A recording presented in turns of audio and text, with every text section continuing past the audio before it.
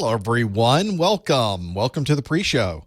If you're watching this on the replay, you can fast forward about 10 minutes or just hang out with us in the pre-show because I am letting everyone know online that we are live. We are live. We are live. And we are live. Let's get Skype over here. Let's put this over here. The chat is up here. Okay, Q&A. Camera check. Hi. How you doing? Camera check 3, camera check 4. Graphic. Good. Nice. Okay. It all appears to be working. We are recording. Oh, I need to do my podcast intros. That'll be something you can sit through for the next few minutes. Oh, and I need to update my website front end too. We'll do that in a moment as well. Let's see. This would be podcast.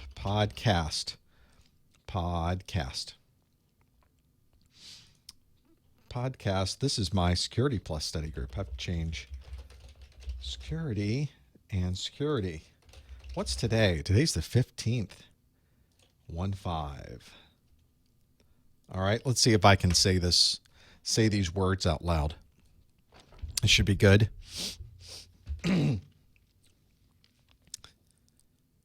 I'm James Messer, and you're listening to the Professor Messer Security Plus Study Group.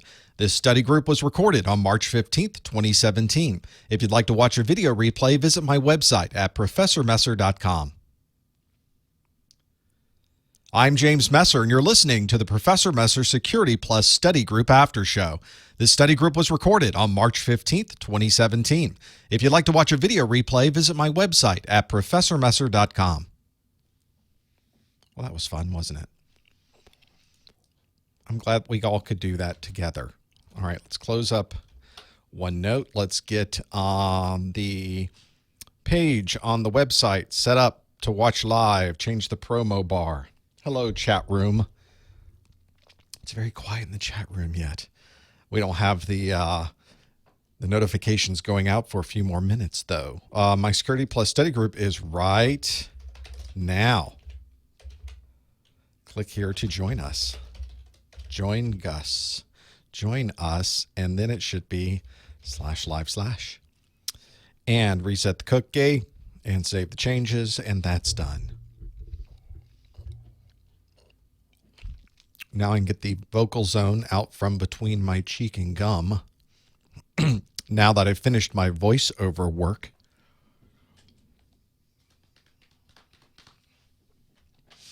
That's turned off. Let's turn off noises. Loud noises.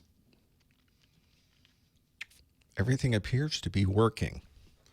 You'll notice I still don't have a matrix switch set up. Nothing on the screens in front of me. Nothing on the screen to the left. I've got other computers in here that I would like to use but can't use because I don't have a matrix switch. My replacement matrix switch is scheduled to arrive today. If it didn't get caught in the snow. How are things outside, by the way? Let's go to birdfeeder.live and see what's going on outside. What happened there? There we go. Oh, it's loud. It's windy outside. There's my backyard. Not a lot of takers in the bird feeder right now. But kind of nice. What's the temperature? 43 degrees Fahrenheit. 6.1 degrees Celsius? Centigrade? Did we ever decide what that was? Oh, there's a visitor now. Glad I put more food out today. I know it's cold, brother. 5 days to spring. We couldn't help but get that little cold snap here in Florida.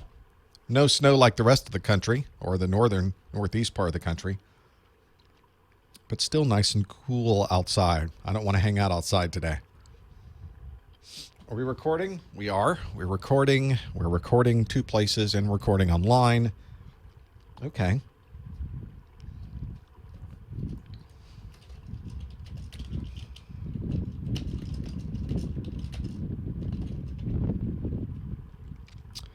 And there we go. Salt Lake City. Ah, the mountains. No mountains here. I get to walk outside and see mountains. See trees. And there he goes. All right. Things seem to be going swimmingly out there. Albeit cool. It's a little cool outside. These birds are cool like that.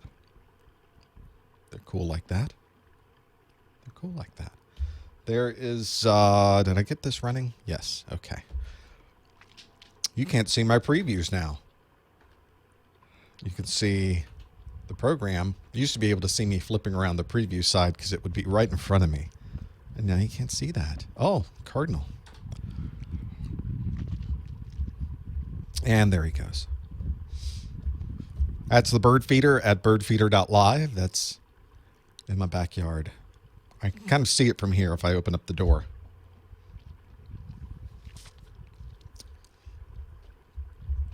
There is, time-wise, 2.5 minutes, 3.5 minutes, time-wise. We'll get something going on. I got to get through this vocal zone. I'm looking for a place to stash it. All right. All right. Is my back going to make it? It's cold weather. I'm messing up my back.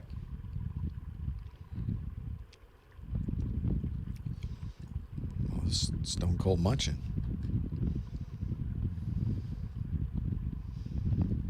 Let's turn the volume down just a bit. Just a little. It's very windy. The microphone picks up so much wind. I wonder if I could put...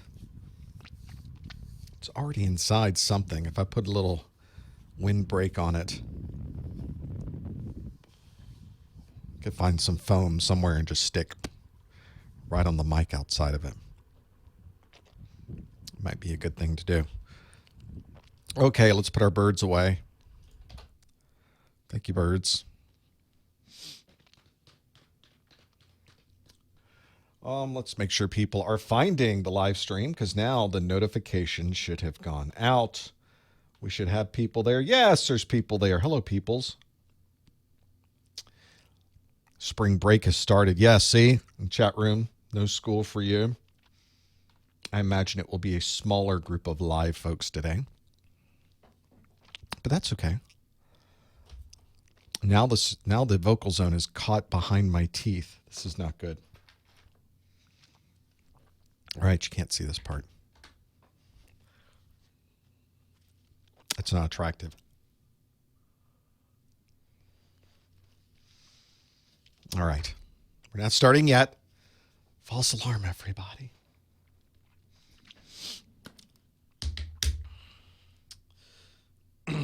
All right. Let's get some Singer's Saving Grace Soothing Throat Spray.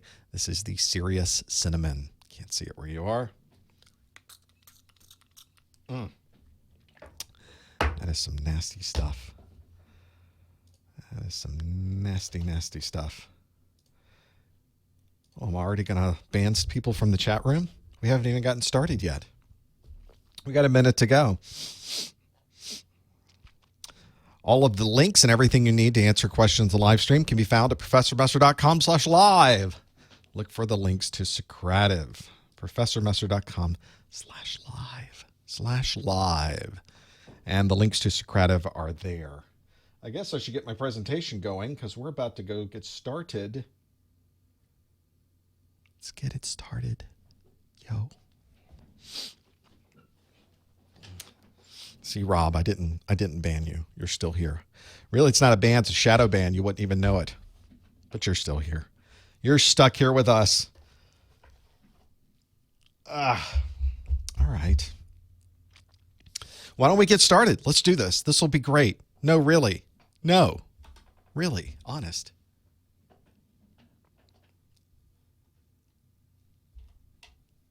Hello, everyone. Welcome to the March 2017 Professor Messer Security Plus Study Group. This is my monthly study group where we talk about security. I ask you questions from the Security Plus exam objectives, and you answer online. It's all live. It's all interactive, as long as you're here watching live. If you're watching on the replay, the interactivity is not quite as intense, but you can still follow along with things that we're doing here. We've got a lot to go through today. I have plenty of things to talk about. Lots to happen here. We're going to talk Q&A in this first hour. And then the second hour, I just open up the phone lines. So if you're here for continuing education credits, this first hour is definitely for you. I'm able to do these monthly study groups thanks to your support and your purchase of my course notes and my audio courses and my video courses. Of course, every single minute of every single video that I create is available to watch online for free. But some of you like to have an offline version. You can find out all about the offline version at professormesser.com/getsecplus, GETSECPLUS. And you have the choice there to get my course notes, to get audio and course notes, or to get video, audio, and course notes. I bundle them all together. If you get the video and the audio, you just get the course notes for free. Just throw them in there. So that might be something to consider. A lot of you have said, I want more sample questions. So I've taken all of the questions from all of the study groups that I've done, and I put them onto a page of 20 question sections. And then you can find that at professormesser.com/popquiz. And that will take you to practice tests that I have there for A+, for Network Plus, and for Security Plus. So those in the chat room saying, where can you find some simulated exam questions? I don't know about simulated exam questions, but certainly questions on topics that you would be asked about on the exam, you will find at professormesser.com/popquiz. A lot of you have asked also to have these podcasts or these study groups available in podcast form, an audio-only form that you can download into your podcast player, have it automatically download, something that you can have when you're offline. And you will find all of those for my A+, Network Plus, and Security Plus study groups. You will find at professormesser.com/podcasts. So that's one place to go. You can either stream live right there for the podcast, or you can, of course, use your favorite podcast listener catcher device application, and it will do that as well. Today, we're going to do interactive Q&A. So this is the real key for those that are available and watching live. If you're not watching this live, if you're watching on the replay, you won't be able to do this. But those here that are live can go to Socrative.com to click the link student login, and the room that you want to put in, make sure you spell it right or nobody will be in the room but you. You have to spell Professor Messer, PROFESSORMESSER. The details are also available at professormesser.com/live, and I'll, of course, give you information about that later on as we go through the questions. There are also apps for this, too, so you can be ready next time. Go to your favorite app store, whether it's Google Play, the Apple App Store. You can go to the Windows App Store and download the Socrative Student app. There's two. There's a Socrative Student app and a Socrative Teacher app. You're the student. I get the teacher one, you get the student one. And so all you have to do is pop that open, go to the room Professor Messer, and you just sit there and wait for the questions. If you don't see a question, or it says there's nothing happening in the room, you're waiting for the teacher, you're in the wrong room. If you see a question, you are in the right room. The question you should see, just a sample question to get us going that has nothing to do with security, but just something to make sure Socrative is working properly. How many objects are in low Earth orbit? How many objects are in low Earth orbit? And what you'll find is there will be a list available, a multiple choice list available. And you can see I have less than 1,000, about 2,500, about 7,000, about 12,000, or more than 17,000. I have them all listed here. How many objects are in low Earth orbit? And you're able to take a guess at what those might be. On my side, interactively, I see as you're answering. You can see the numbers are changing right there on the screen as you are answering the question. And that way I'm able to get a feel for what the answers are that you're giving me, and then we can discuss those. I can't see individuals. I don't know you as a person, what you happen to answer, but you know. And that's the important part, because as we go through these sample questions for Security Plus, that'll be an important thing to consider. For those of you wondering about low Earth orbit, there's a lot in low Earth orbit. There are more than 17,000 objects in low Earth orbit. There's quite a few. These are tracked through the folks at NASA. So it's another nice thing that is available for us to see. If you did answer more than 17,000, that's the E there. It's the those numbers are from February 2017, the Orbital Debris Quarterly News, which is created by the NASA Orbital Debris Program Office. There's actually a total, a size of a marble or larger. There are 500,000 different objects floating around the size of a marble, not just in low Earth orbit, but overall around the Earth in orbit, and 135 million objects smaller than a millimeter, just a tiny little dot, a little speck. Of course, at the speeds we're talking about in space, that can still be pretty bad. So if you answered E, more than 17,000, that's the one you got absolutely right. And if you got the people are saying, that one wrong, that's okay. That was a sample one. It'll get us going. You weren't expected to know anything about low Earth orbit and the number of objects in it, fortunately. We're going to talk about Security Plus. Everything going forward, all of these questions next are going to be about Security Plus. Interestingly enough, Security Plus was released, the current version, SY0401, is the current version here in March of 2017. It was released in April of 2014. And normally, CompTIA comes out with a new version about every 3 years. They have not yet announced a new version.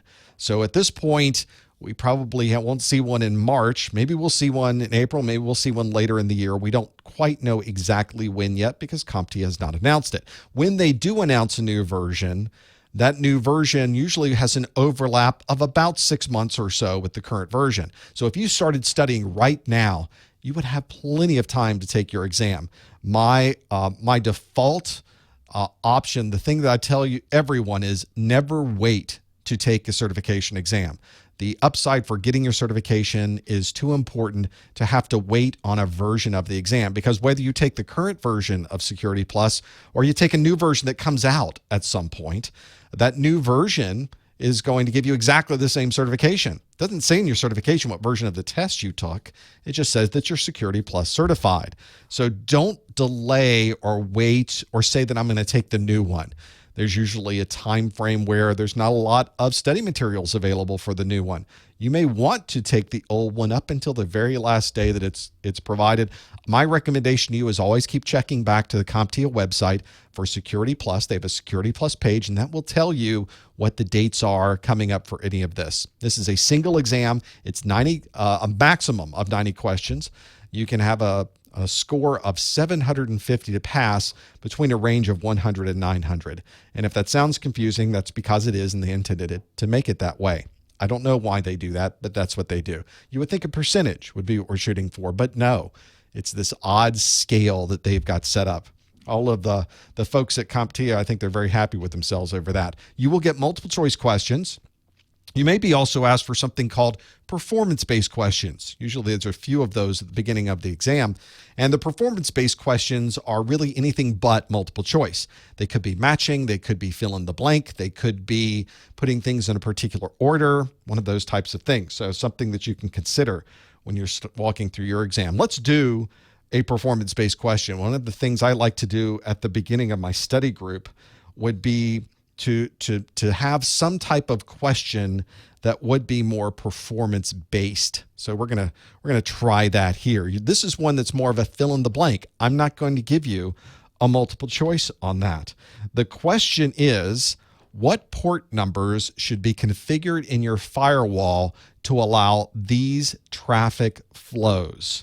This is one that's important to know. So I'm going to give you some scenarios, and you have to tell me how you would configure your firewall with what port number, and ideally maybe what protocol. Maybe give me a protocol and a port number to allow these traffic flows. So here are the scenarios. Here's the different traffic flows that we need to be able to allow in our firewall. What would we configure in our firewall to transfer a file between hosts using an SCP client? What would we configure in our firewall to allow the help desk to view and control the screen of a remote computer? What would we configure to allow a mail server to receive mail from an external mail server?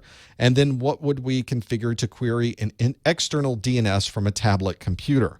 So these are 4 different scenarios that we might be interested in answering. And now you just have to be able to configure them. You have to know this off the top of your head. You might be presented with a firewall configuration on the screen. I'm just asking you to type in what they would be, what port numbers. And if you happen to know the protocol, there's extra credit there. If you happen to know which protocol and port number, that would be ideal. So take a stab at that. Tell me what protocol / port number, if you really want to break this down to very specific and allowing these through. So this is one where you do have to know a lot of these things right off the top of your head. If you're somebody who's worked with firewalls before, you've worked with security devices before, you already know what these are.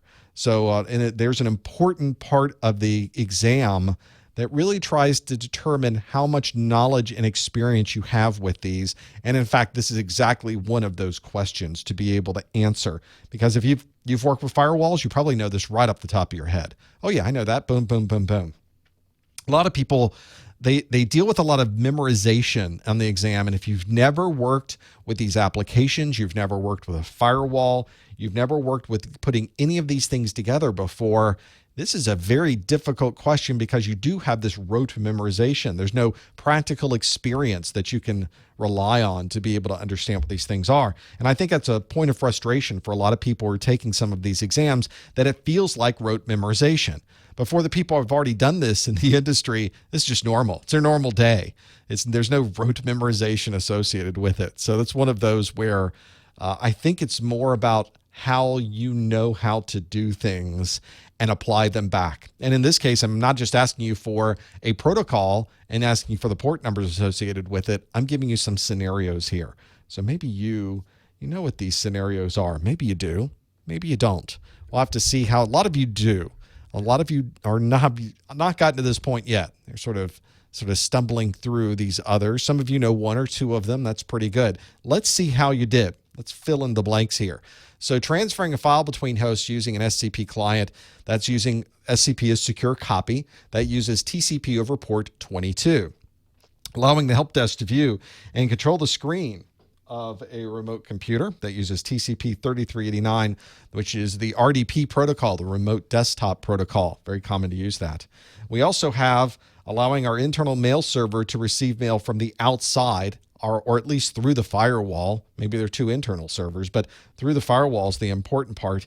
And SMTP allows you to do that. That's the Simple Mail Transfer Protocol, which uses TCP over port 25. And lastly, probably one of the most common protocols used on our networks is DNS. And to be able to query DNS, we need to use port 53. But notice the DNS queries are done over UDP. They're not TCP protocols. So the answer there is UDP 53. So if you answer TCP 22, TCP 3389, TCP 25, and UDP 53, you were spot on. And most of you, I think, sending these answers through, got these straight away. You even knew the details of what we were looking for there. There is a number of performance-based questions that you will get at the very beginning of your exam. My traditional advice to you is to generally skip over them. I don't like to do performance-based questions first thing. I like to be able to get past those. When you first sit down for the exam, there's a lot of anxiety. You're having to remember a lot of things. So what I usually do is skip over them. And one of the nice things about the CompTIA exams is you can do that. You can skip over all of the questions. You could start the last question and work your way backwards if you wanted to. Not all certification exams are this way, but CompTIAs are. So you can skip over performance-based and go through all the multiple choice, which I find allows me to relax a little more. I can even have my memory jogged a bit as I'm going through the questions. And then when I circle back to the performance-based, there were a number of things that I remember now that I can apply to the performance-based question. So that's a little study tip from me to you. Maybe that's something that will help you with your exam. I understand everyone's a little bit different in how they study, but that's one of the things that you might be able to do. In the chat room, some folks are asking, how do I know to use TCP or UDP? Well, I just gave you an example of how certain applications use UDP and certain applications use TCP, and you have to know that. You have to remember which applications use TCP and which ones use UDP, because they use port numbers, but a TCP port number, a TCP 80, is not the same thing as a UDP 80. Those are completely different things. And that's another important part for security, is that you know what those differences are. I often mention knowing IT security is so much more than knowing something like, you have to know so much of networking to be a security. It's almost a networking administrator plus some security put on top of it. And that's a good example of that. Let's get another question. Let's continue on. I've got another question for you. This one, fortunately, is multiple choice. And the question is, which of these would be the best way to identify a malicious email attachment? Which way, which way? Now, I have some options for you. A reminder, don't answer in the chat room. We want to answer online with Socrative in the room, Professor Messer. So that's one of those you need to know. Which of these would be the best way to identify a malicious email attachment? Would it be to use a browser extension? Would it be to send all email traffic through an IPS? Would it be to scan email with a third-party antivirus utility? Would it be to perform a penetration test on your email server? Or would it be to use a browser-based email client? One of those is certainly going to be the right answer for identifying a malicious email attachment. And maybe you know the answer. And if you do, you should go to Socrative.com to click the student login and go to the room name Professor Messer. And you'd be able to answer the question about malicious email attachments. This is a challenge, of course. These email attachments and malware in general is a tremendous problem for almost every organization. It's constant battles against the malware. The malware authors are very good at tricking people into installing the software. And once it's installed, it's very difficult to get rid of. One of the things I often say is that the only 100% guaranteed way to remove malware is to completely delete everything on the computer and reinstall from a known good backup. It's very common for organizations to have a very standard process where they delete everything on the computer and they re-image the device. And that way they're able to completely delete everything. In fact, they make sure that people store their files out on the network. That way they can just delete everything on the computer. They could delete all of their computers every day and reload if they wanted to. Just one of those things that people tend to do.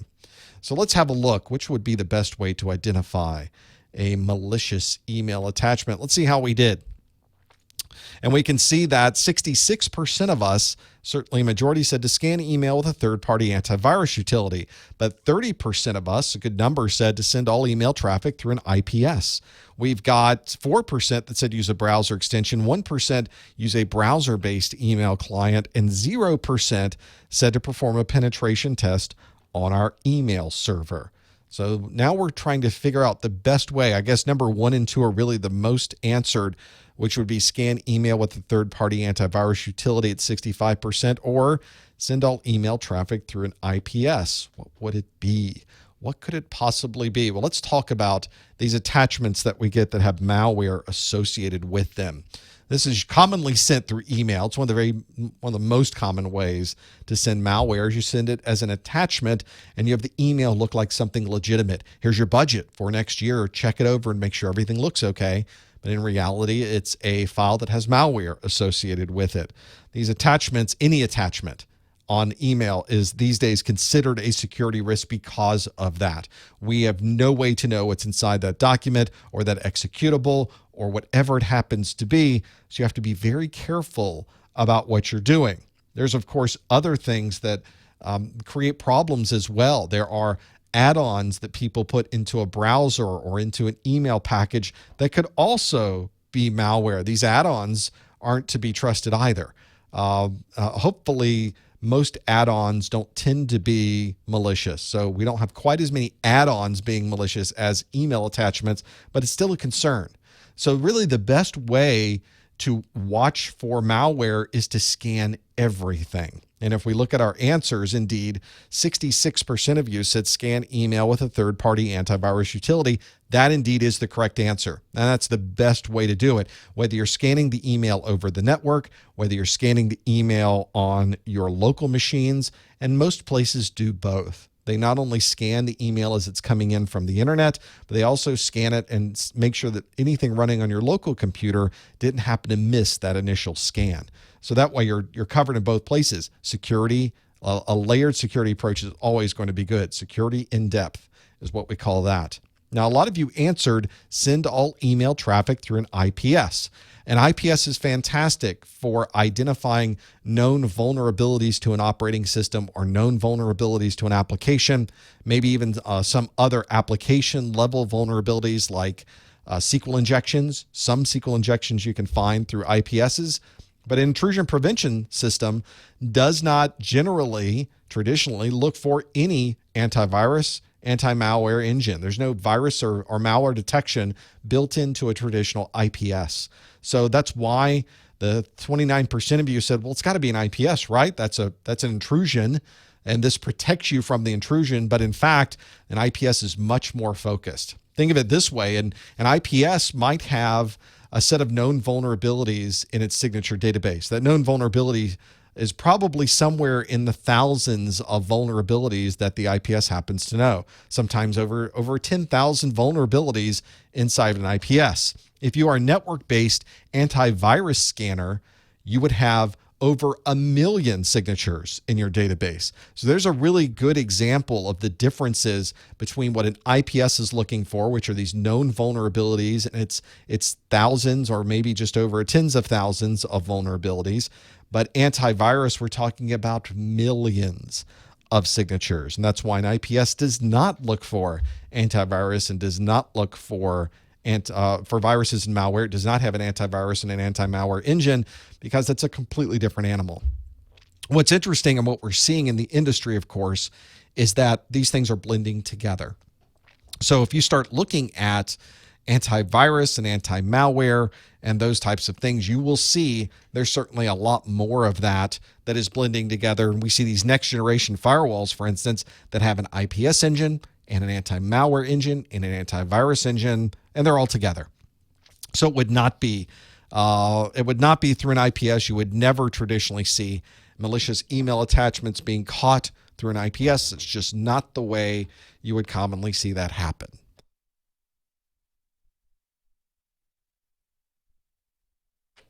So in this case, if you answered C, 66% of you got that one absolutely right. So well done with that answer. Well done in finding those pieces. Let's get through another question, shall we? Let's get another one done. I've got one for you that deals specifically with applications. And the question is, which of these would be the best example of application hardening? So now we have to know what application hardening is. But I do have some options for you. The options available are to assign all users to least privileged access, or could it be to process all application traffic through an IPS? Could it be C, use certificates signed by a trusted CA? D would be to use a load balancer with multiple backend servers, and E would be to run the application on virtual servers. Which of these would be the best example of application hardening? This is a very common type of question to ask on the exam because there could be multiple answers here that could qualify as something that might be associated with application hardening. But the question wasn't list all of the things here that you think could be application hardening. It really asks for the best example. So it's very common to see that. You need to find the best example of application hardening. And if you think you do know, go to Socrative.com and go to the room name Professor Messer, and you can answer the question if you're watching live. If you're watching on the replay, you won't find anything there. Unfortunately, sorry about that. It's another good example of why you should be here for the live event. Something useful to have there. So that's one where if you go to professormesser.com/calendar, you will find all of the live events listed out. You know exactly where they are and when the next one happens to be. Something useful to have there. So that's one where application hardening, we need to know about how we can make our applications a little more hardened, a little more secure is what we're trying to do. So if we look at the answers of what we have so far, 39% have said to assign all users to least privileged access. We got a tie for second, which would be to use certificates signed by a trusted CA and to run the application on virtual servers. 14% said to process all application traffic through an IPS, and then 2% said to use a load balancer with multiple back-end servers. So what would be the right answer for making our applications more hardened? Well, there's a number of things we can do for application hardening. One is to make sure our operating system is up to date. Want to be sure we have all the latest patches, all the latest service packs. In the case of Microsoft, for example, we have updates that come out every month. We know that the Microsoft has their monthly updates that will update important patches for the operating systems and the applications from Microsoft. Another thing we can do is to make sure that the applications that we're using are updated. May not even be anything to do with the operating system. This may be from a third party. I get, for example, Adobe updates all the time. Adobe has updates for all of their applications, and I get updates constantly that many times are security-based updates. So something to make sure my applications are running properly. Here's one that is important, and in fact, important for this question as well, is to make sure that the users that are taking advantage of these applications, the people that are using the application, make sure they are set to least privilege access. This is an important concept of security, of IT security. You want to have everyone in your organization have just the right amount of privileges and no more. You never want to give people more privileges than they need to run an application, to be able to perform their job, and have all of those pieces there. You see very often, if you look out on the system administrator or the security subreddits, for example, people talk all the time about how everyone in their organization has administrator access. That's an enormous problem from a security perspective, because now everybody has the ability to do anything on their network. You want to be sure that people don't have administrator access. There should be very few people that have administrator access on your network. You want everyone to have least privilege access. And in fact, for this question, 41% of you that said to assign all users to least privileged access, that is the correct answer. That is the one we wanted to be able to do. For those that answered use certificates signed by a trusted CA, well, that means that we can trust where the application may be coming from, but it doesn't necessarily make the application more secure. Running the application on virtual servers only changes where the application is running from. That doesn't make the application more secure. Processing all application traffic through an IPS would protect anyone from attacking or trying to find a vulnerability with the application, but it doesn't change anything with how secure the application is from the very beginning. And the 3%, only 3% said use a load balancer with multiple backend servers. That really helps for performance. It helps for uptime and availability, but it doesn't help at all with making sure the application is hardened. So really our best example here, really the only example here, would be assign all users to least privileged access. This is one of the challenges you find on this exam, is there is a huge amount of information you need to know. And that's why I took everything that is in my Security Plus course and I create a set of notes from it. A lot of people like having the notes, and I always recommend you take your own notes, but not everybody has time to do that. And I have over 250 or something videos for Security Plus. There's a lot of videos. Not everybody has time to go through all of them.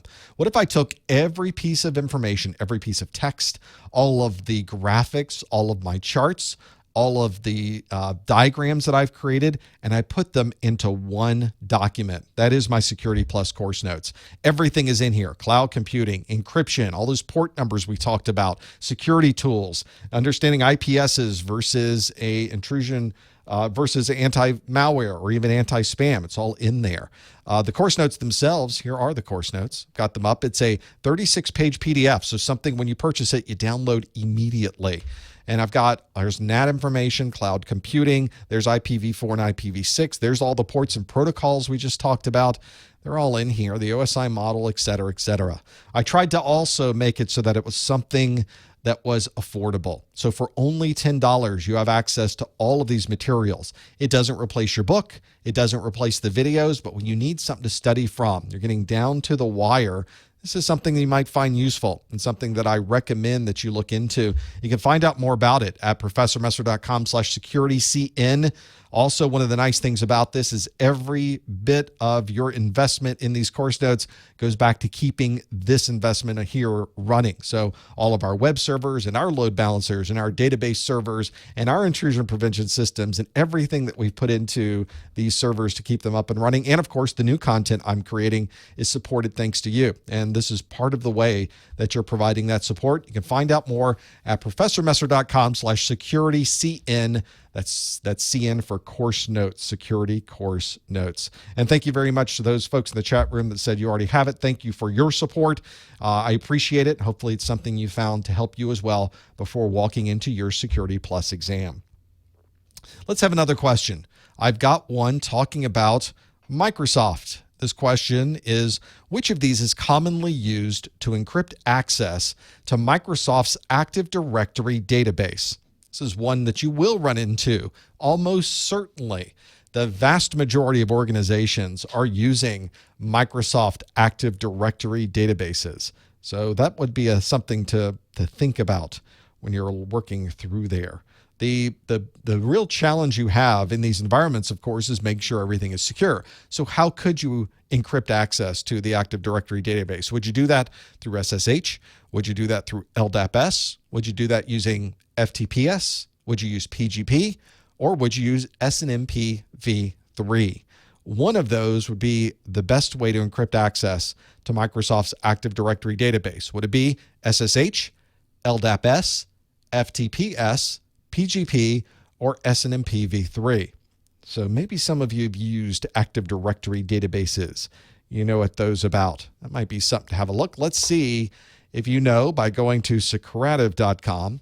Click the student login and go to the room name Professor Messer, and you will be able to answer A, B, C, D, or E. Hoping a lot of you have worked through this one. This is one I think I'll try to give you a gimme at least once a month, right? I think this may be your gimme for many of you. I think there's the Microsoft Active Directory is so pervasive. It's everywhere. I've run into only a very small number of organizations in my career that are not using Microsoft's Active Directory database. Now that I think about it, even the ones that weren't using it were planning to create one, because there's so much Microsoft, obviously, in the enterprise and being able to do that. Let's see how we did with this particular question. How do we do? Well, 74% of us, so a good majority, said LDAP-S, but 14% said SSH. We've got a tie for third at 6% each for PGP and SNMP v3, and only 1% said FTPS. Now, obviously, all of these technologies use encryption. All of these allow us to transfer data across the network in a protected form. But we're talking about Microsoft's Active Directory database. Hard to read with my big head on the screen. So we're talking about specifically about AD. A lot of people talk about Microsoft AD. They're referring to Microsoft Active Directory and working with those. And when you're talking about Active Directory, it's a very specific protocol that Active Directory commonly uses called LDAP. LDAP, and the secure version of LDAP obviously is LDAP over SSL or LDAP-S. This is commonly used because LDAP by itself sends information back and forth in clear text. And although generally we are sending hashed passwords over the network, still there's a lot of information there that a bad guy could take advantage of.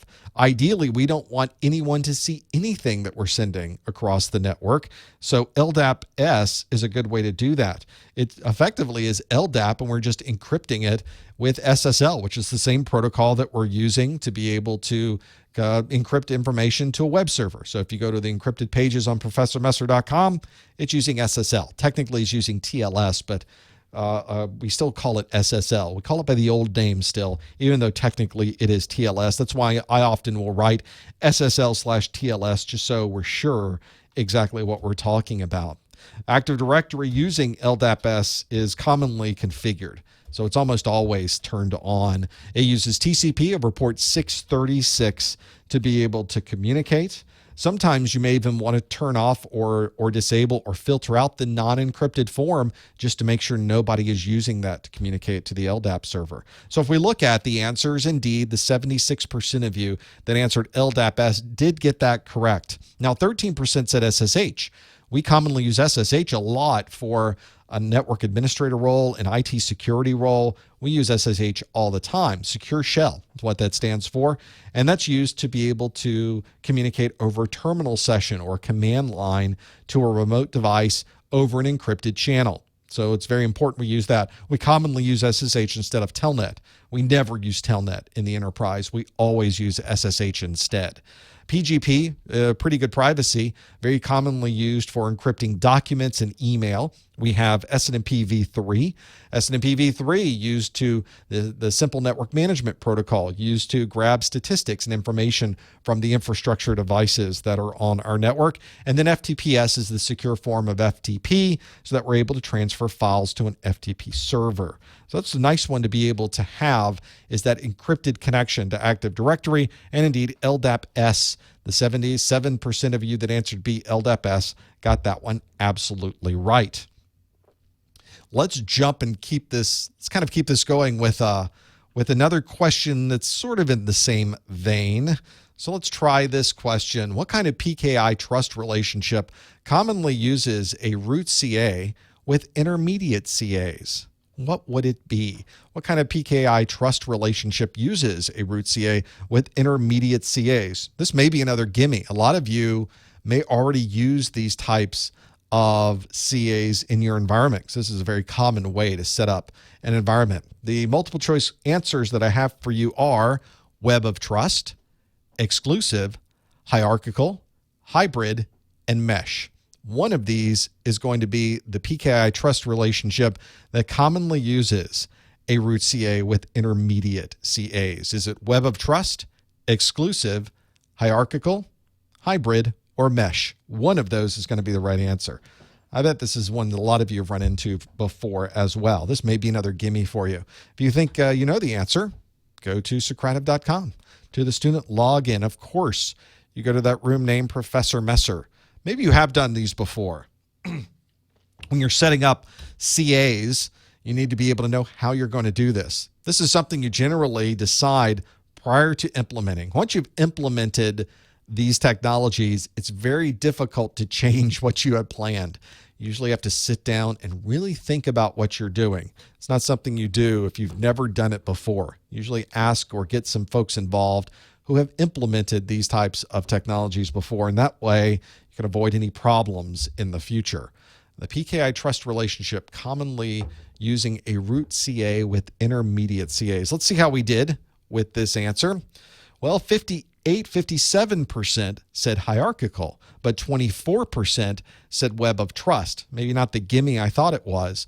Hybrid, 10%, and then mesh and exclusive, 4 and 3% between those two. So bringing up the fourth, kind of a tie for fourth on those.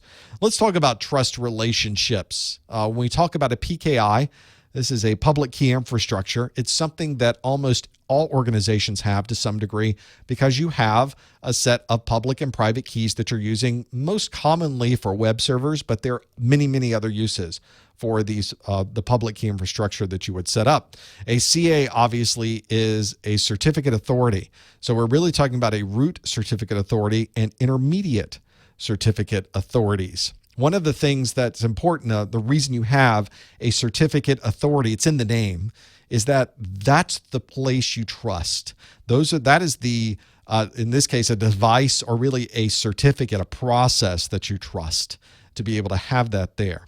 A certificate authority adds some validation to a certificate. For example, I could have a web certificate. I could have an encryption certificate on my web server, but it may have no association with the CA. Normally, you have a certificate authority sign a certificate, digitally sign it, so that you can say, well, that's trusted. I know if you signed it, Mr. CA, that it must be something that's trusted, and your browser, for example, would trust it. But you don't have to do that. You may have gone to a web server before that said, I don't trust this certificate. It pops up a message on your screen before you go there and says, I don't trust this certificate for one reason or another. And it may be that this certificate was never signed by a CA that I trust. So it's useful that we have this. The trust is everything. It's useful that we have this trust. It's all that we have when we talk about encryption. It's one of the primary fundamental pieces of encryption is trust. If we can't trust the encryption process, it's worthless to us. So let's have a look at some of these trust relationships that are important to know for this exam. One is a single CA. You don't often see a single certificate authority, but it's if you have a small environment, maybe it's something that you would do. So you would have one CA, and if anybody needed to have certificates digitally signed, that one central certificate authority would do that. Most commonly in even intermediate and especially large organizations is to have a single main root CA and then to have many different hierarchical underneath intermediate CAs underneath it. And this is not just something that helps from an organizational perspective, because you may want to give the East Coast their own ability to sign their own certificates. You may want to give the West Coast their own ability to sign it, and you're separating out the job so that not anybody has to maintain all of these certificates. But one nice part about this is that the certificate authorities can also create more certificate authorities under that. So you may have even more hierarchies under that, more intermediate CAs of the intermediate CA. This also allows you to minimize any impact should there be a breach of security with one set of certificates. It's okay. It doesn't affect everybody. It just affects the ones that were signed by that CA. We also can see mesh type relationships where there's a lot of CAs and they're all peers to each other, and they all can cross-certify certificates between the two. And very commonly, web of trust we see with technologies like PGP or GPG, where we don't have a certificate authority. Everybody is a certificate authority. You can think of it that way. And if you know someone, that person can sign your certificate. And that way, if a third party sees it and they know somebody you know, then they can trust your certificate that much more. It just depends on what method of PKI you're implementing. In our particular case, we were talking about implementing a PKI that created a trust relationship with a root CA and intermediate CAs, and indeed, the correct answer is hierarchical. Hierarchical is the correct answer. 55% of you that answered hierarchical did get that one correct. Web of trust, 26%. Commonly used for PGP and GPG. That would not be the correct answer here. Something with a root, and then you have intermediates underneath it. You can think that's a hierarchy. That's a good way to remember it for your exam. So thinking about that hierarchy of trust is used very commonly with a root CA and an intermediate CA. This is one also, by the way, if you're watching this web event for continuing education credit, this is your code word of the day is root CA. Maybe code words of the month is root CA. The way that you would get this continuing education unit credit, 1 credit of webinar, and you can collect 10 of these over a 3-year period. You can go to the Professor Messer website, and at the top or the bottom of the page is a Contact Us link. You must follow this procedure to get the CEU. And click that Contact Us link, and in there put your name and your email address, and somewhere in that message to me put the words root CA. That way I'll know you were watching this, and you get credit for watching this as a continuing education unit. As I said, you can collect for security plus 10 of these over a 3-year period. Obviously not enough to renew your certification, but certainly it takes a nice chunk off of the number of CEUs you would need to know. Very nice to have that there. So that's something you need to know, be able to get those CEUs. This comes directly to me, so if there's anything else you want to put in that message, you're welcome to do that as well. The code word for this month, root CA. So that's one where when you start looking at all of these different things you need to know, that's a little bit of a challenge. And that's why I love what the folks at GTS Learning have set up. They've set up live labs. These are interactive live labs that are available for you to use online in your browser. In fact, I have one running in my browser right now. I've got one that is a Security Plus lab on access control where I'm learning about Radius. And for this lab, I've got 6 different machines that are configured. I just powered one on. You can power them on individually. You can power them off individually. They are machines running as a VM. This is not a simulation. This is a real Windows server. I've got a domain controller right in front of me, and I can run Server Manager. I don't even have to follow what's in the lab. It's, of course, useful if you step through the lab and you go from one section to the other to be able to see what the lab is about, installing and configuring the network policy server, and it gives you screenshots of everything you can do and what you need to type in. But it's a full-blown Windows system, so very easy to be able to take advantage of this. Here's the other machine that just started up. I can scroll down and see that one. And it's very fast. Notice the response time on this is exceptionally good. So I can manage this device. I can add roles and features. We can step through the wizard. I can choose the installation type. And you can see it's all in my browser. I didn't have to load any software. I didn't have to install any machines. I didn't have any operating systems. It steps me through step by step in the lab. What a great way to study for the folks that need that extra lab there. There's also a special price that you can get on these labs that's only available through this link. So don't go to the GTS Learning website. Go to professormesser.com/seclabs. And this really steps you through, helps a lot with understanding exactly what you should be doing in these labs. I love the step-by-step. I love the screenshots. Exceptionally easy to be able to use this. I use them all the time. And it's one that's nice. I don't have to load any software.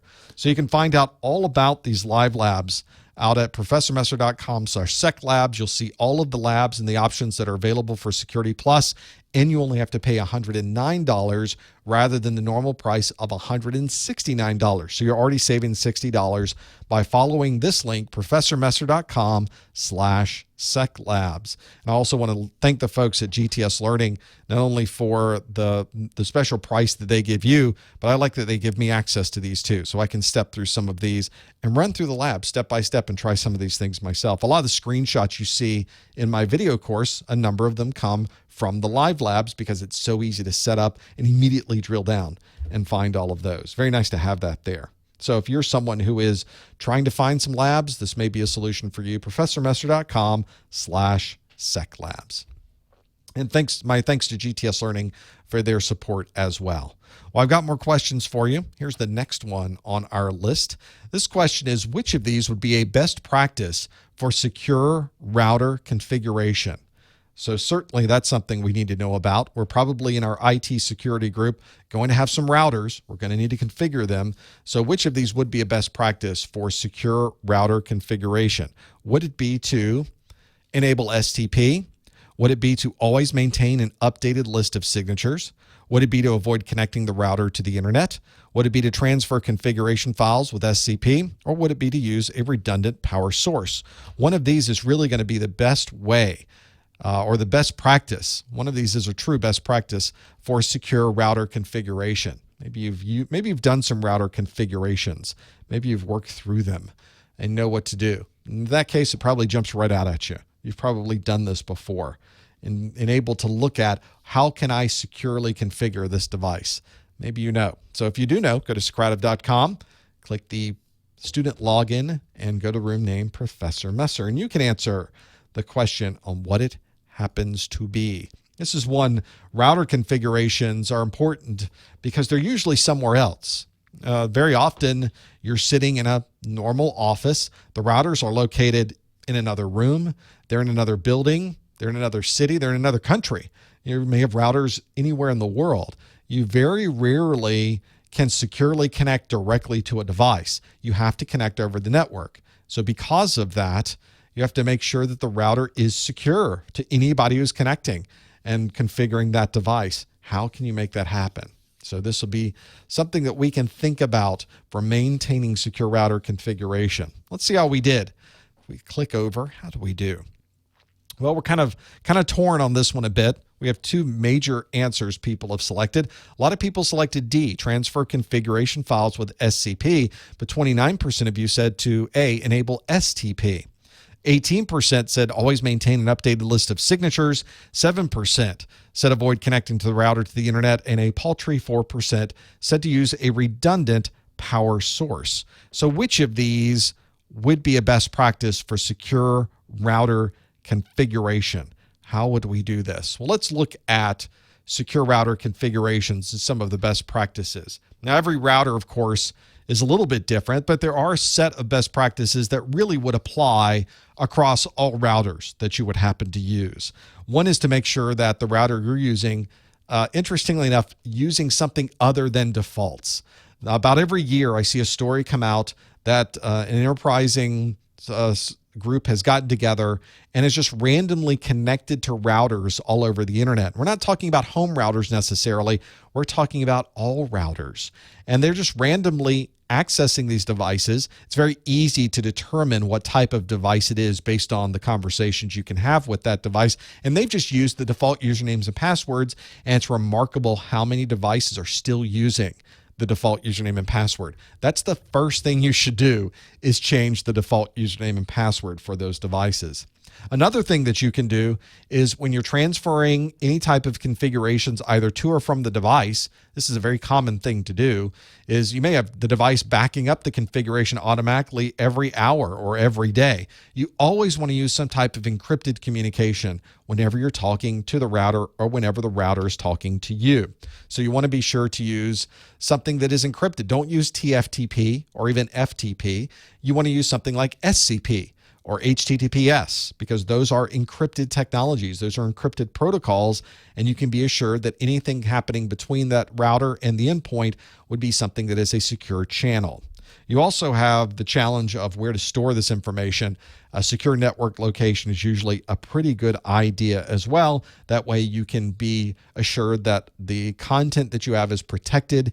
It has a password associated with it. You don't have other people don't have access to it. Quite a challenge whenever you're working through those. So if we look at our answers, if you did answer indeed transferring the configuration files with SCP, the 42% of you did get that one absolutely correct. Something you should always consider doing. The 29% of you that said enable STP, well, that is spanning tree protocol. Spanning tree protocol commonly used on switched networks to be able to prevent a loop on the network. Not really a security issue, more of an availability issue. Has nothing to do with security, in fact. And it's not something you would commonly configure on a router either, because this is a layer 2 technology. This is a switching technology. If you were configuring a switch and you wanted to ensure uptime, you would enable STP. But even enabling STP on a switch does nothing for secure configurations, does nothing for security at all. It doesn't help with any type of security associated with it. It only helps with loops that could occur on a switch network. It doesn't help with packet storms. It doesn't help with other protocols. It doesn't do anything but stop a loop from occurring on a switched network. 18% of you said to maintain an updated list of signatures. What signatures? There aren't any signatures on a router. There's no router routes. The router has a routing table. There's no signatures, so it wouldn't be that. Avoid connecting the router to the internet. Boy, if we avoided doing that, none of us would be able to communicate to the internet. So of course you're going to connect to the router to the internet, but of course you're going to have it so that administratively speaking, nobody can access the device, but that wasn't one of the options here. And of course, using a redundant power source, 4%. That certainly is an important consideration for many people that have firewalls. You do want to, of course, have a router and make sure that it stays up and running. And some of your core routers almost always have redundant power sources, but that really doesn't have anything to do about secure router configurations. So that's certainly a consideration, something that is a best practice for secure router configuration. Folks in the chat room are even saying, but if you don't connect the router to the internet, it's secure. No, it's not any more secure than being inside. Someone inside the network can still attack the router. And we're talking about a best practice. A best practice for secure router configuration is to always transfer and communicate to that device over an encrypted channel. A best practice is not to avoid connecting the router to the internet. If that's the case, none of our routers would be connected to the internet. That'd be a challenge, wouldn't it, to be able to have that there. And because it's a router, there's no signatures to speak of. So our clear answer here is D, transfer the configuration files with SCP or whatever encrypted method you would like. But I put SCP here as a good example of one that you can absolutely use. So let's get another question in before we run out of time on this month's study group. Here is the next question on our list. If I put it in the right place, there we go. Which of these would be a threat vector for USB flash drives? Which of these would be a threat vector for USB flash drives? Would it be session hijacking? Would it be auto-executing applications? Would it be social engineering? Would it be rogue access points? Or would it be an untrusted CA? Which of these would be a threat vector for USB flash drives? Now we have to know about threat vectors. We have to know about USB flash drives, and we have to know how to apply those from a security perspective. Maybe you know how to consider which one of these threat vectors would be important for USB flash drives. If you know, go to Socrative.com to the student login. Maybe that would be a good way to figure these pieces out. Which of these would be a threat vector for USB flash drives? Maybe even the best one. It's very common. USB flash drives are just the bane of the security professional's existence. It's just a problem. A lot of places, especially with the U.S. federal government, Department of Defense, have just disabled USB interfaces. You just don't get to use them. Flash drives won't work in them. They'll enable USB, but flash drives won't work in them. Quite a challenge with that. So let's see how we did with this one. A number of you have answered that one pretty quick and having that there. There is 90% of you have said auto-executing applications, and I've got single digits for everything else. Session hijacking, social engineering, rogue access points, untrusted CA. That is a little bit more of a challenge to be able to do that. So let me fix a few things here and fix a few things there. That should take care of a number of problems on my side. There we go. And this is something I always have to think about when I'm using USB drives, is where the threats might come from. And from a security perspective, you should think about that as well. This is where you really miss a lot of what goes on. The threat vector, obviously, is how the threat makes its way to the target. What is that path that is happening? And if you've ever used USB drives, this is our challenge, because as soon as you plug it in, it can execute applications. And we can see there's a lot of different ways to get the bad guys onto a device. If it's email, they put embedded files. They put links, or they put files that are attached to the email itself. In a web browser, they may take you to a fake site. There may be a session hijack that they are able to use. With wireless hotspots, they may open up a rogue access point and have everybody go through their access point instead of the proper access point. And with USB flash drives, our real problem is plugging it in and having malware automatically execute on that. So that becomes a little bit more of an issue when we start challenging ourselves to find those. That is one where you really have to think about this from a security professional's perspective, is how can I stop the bad guys from getting in? The only way you can answer that question is if you really are understanding how the bad guys get in. And that's where the idea of threat vectors becomes a real important piece of that. So make sure you cover the bases. That's one, whenever I start stepping through and understanding how can I figure out how the bad guys are getting in, you have to think about what the bad guys are doing. And some of the most common ways to do that, and these for USB flash drive, auto-executing the malware is certainly one of the ways to do that. And that's why if you selected B, auto-executing applications, that is a huge threat vector for USB flash drives. The 86% of you got that one absolutely right. Session hijacking, commonly done from a session that you're making with a third-party device. Somebody sitting in the middle and hijacking that session. Not really sitting in the middle to grab the session ID, and then independently now they act as you. They're not really a man in the middle for a session hijack. Social engineering is something that really doesn't involve any type of technology at all. It's something where you're tricking someone into performing a task for you. I guess you could trick someone into plugging in a USB drive, but that's not something that's very common, is it? We also have rogue access points. 4% of you have said rogue access points. That's certainly a threat vector on a wireless network, but not a threat vector for a USB flash drive. And untrusted CAs are something you should be concerned about if you're on the internet and you're trying to securely use your browser connection to a website. An untrusted CA is certainly an issue, but it's not a threat vector for USB flash drives. So if you did answer B, auto-executing applications, auto-executing that malware, then you got that one absolutely correct. Well done with that. There is a huge amount of content in the Security Plus certification, and you, of course, need to understand every single topic from the CompTIA exam objectives. I mention this on every study group because I have every week, it seems, someone is asking me in my chat room that's on the Professor Messer website that's there 24/7. They're asking, what do I really need to know to pass this exam? Are there certain things I need to know more of?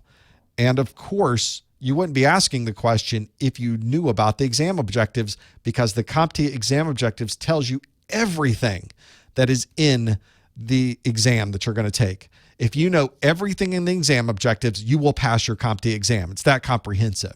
So this is where you go to find out exactly what could be asked of you on the exam. Make sure you get the latest set of exam objectives for your exam. If you go to professormesser.com/objectives or just go to the Google machine, type in CompTIA exam objectives, make sure you get this list. It's everything. It has all of the details in it. And this is also a great checklist. Whenever you're ready to take your exam, go through this list, check off, and make sure you know everything. If something is unchecked, you know exactly what you need to study for when you're getting ready to sit for your exam.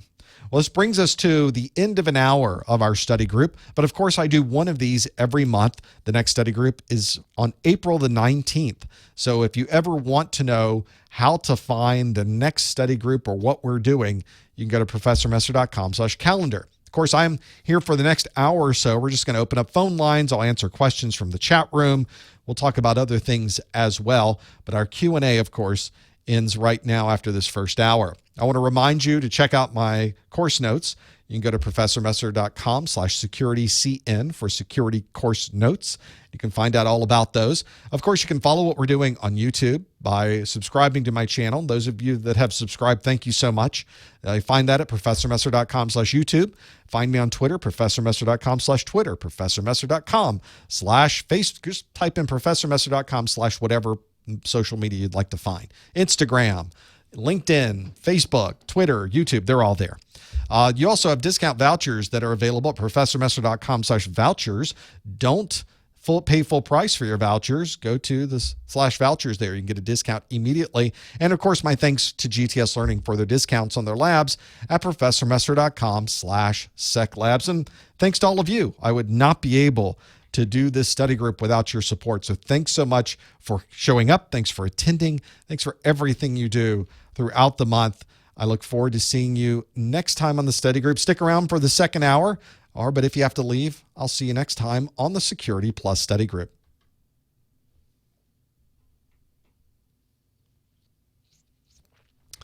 Thanks for that first hour, everyone. Folks in the chat room already asking questions. The next version of the Security Plus exam has not been announced. People in the chat room are throwing out dates.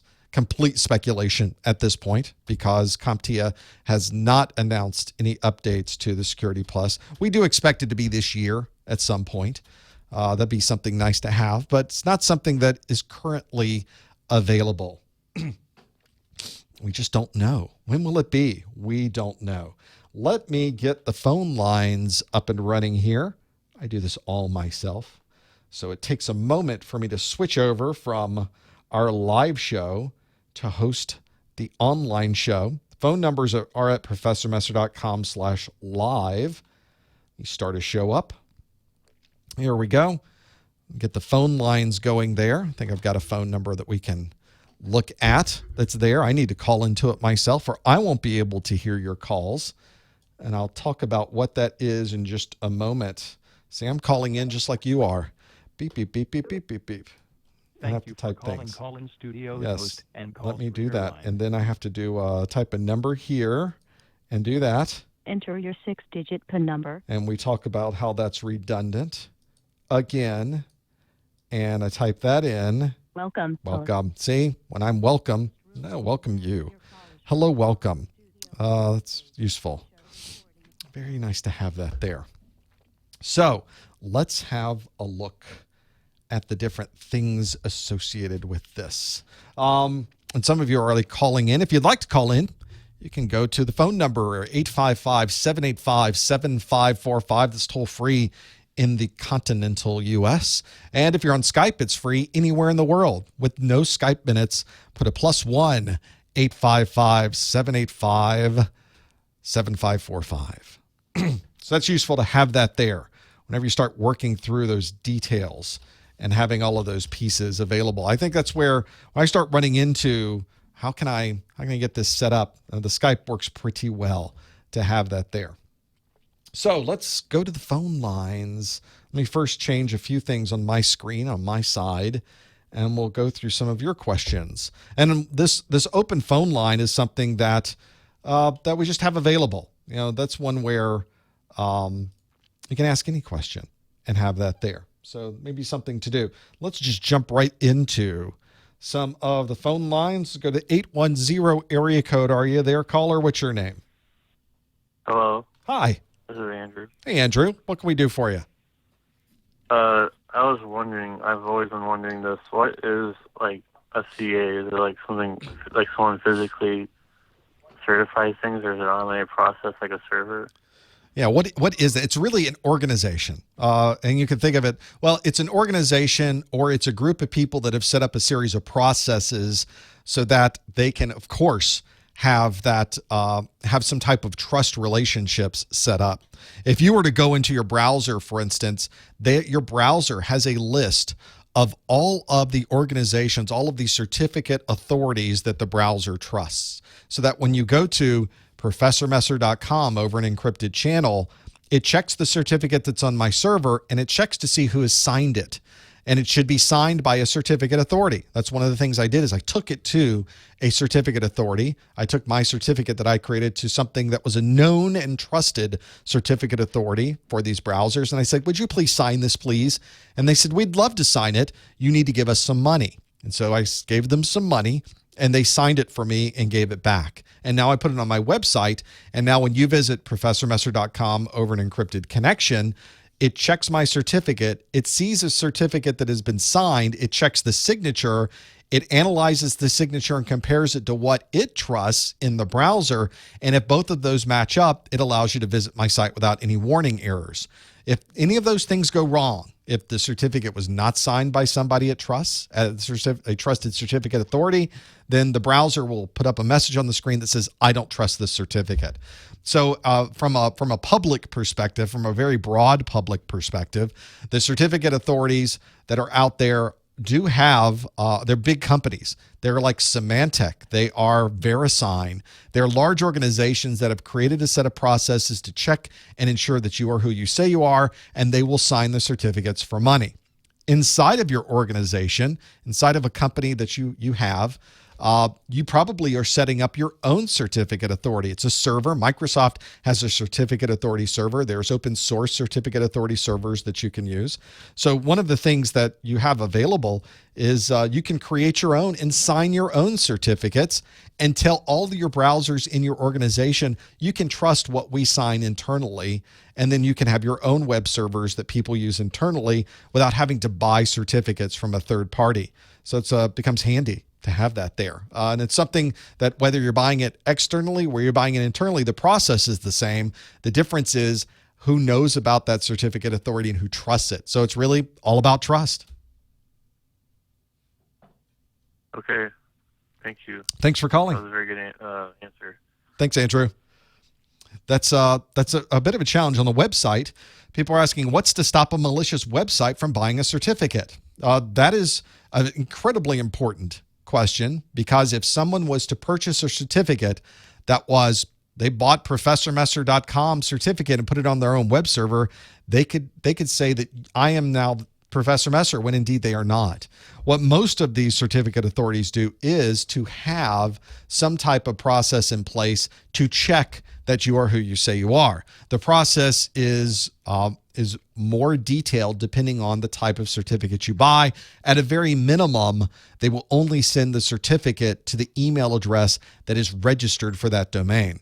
So there's unless the bad guys have access to your email, it's very difficult for them to buy a certificate.